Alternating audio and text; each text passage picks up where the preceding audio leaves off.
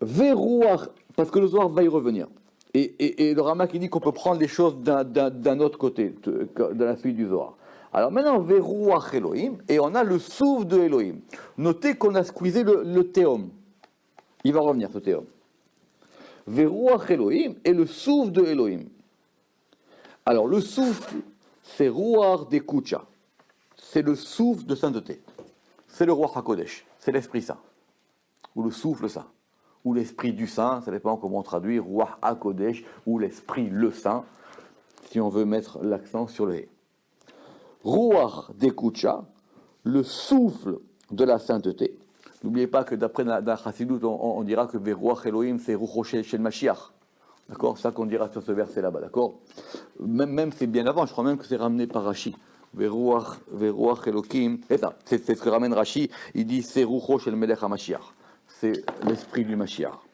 Et le Ruach Elohim, donc lui, c'est le Ruach d'Ekucha, on ne savait pas de quel côté était ce Ruach, qui sort de Elohim.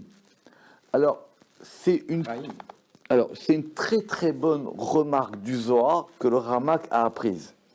Quand on a une forme de smichut en hébreu, quand on dit Ruach Elohim, on peut vouloir dire deux choses, comme dans Etz Chaim. Parce que le Ramak fait la même remarque là-dessus, et ça, il n'y a que des grands patrons de Zohar qui peuvent dire des choses comme ça, parce que c'est là qu'on voit que nous, on est des fourmis. Quand on dit Ruach Elohim, ou quand on dit Etz Chaim, Etz, c'est un arbre. Chaim, c'est de vie.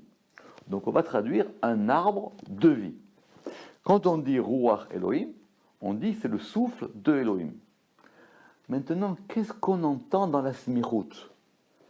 Est-ce que c'est le souffle d'Elohim, c'est-à-dire Elohim a un souffle, Etz Chaim, c'est un arbre de vie, et les vies ont un arbre, ou est-ce qu'on entend, écoutez à quel point c'est subtil, que cet arbre, il provient du degré des Chaim, ou que ce Ruach, il provient du degré d'Elohim. Et c'est pas pareil. Cette possibilité qui est la plus saillante.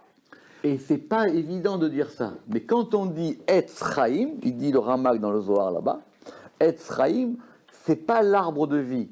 C'est l'arbre qui provient d'un degré qui s'appelle Lévi.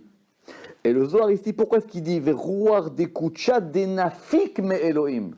C'est un esprit de sainteté qui sort de Elohim. Autrement dit, c'est le Elohim. D'ailleurs, c'est ce qu'on verra quand on verra les Netivot, puisque vous savez que les Netivot, peut-être je vais trop vite, les Netivot, les 32, à chaque fois, elles sont liées à un nom de Elohim.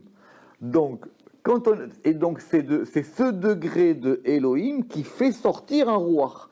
C'est pas le souffle de Elohim, c'est Elohim maintenant qui se manifeste par rapport à un souffle qui provient de lui.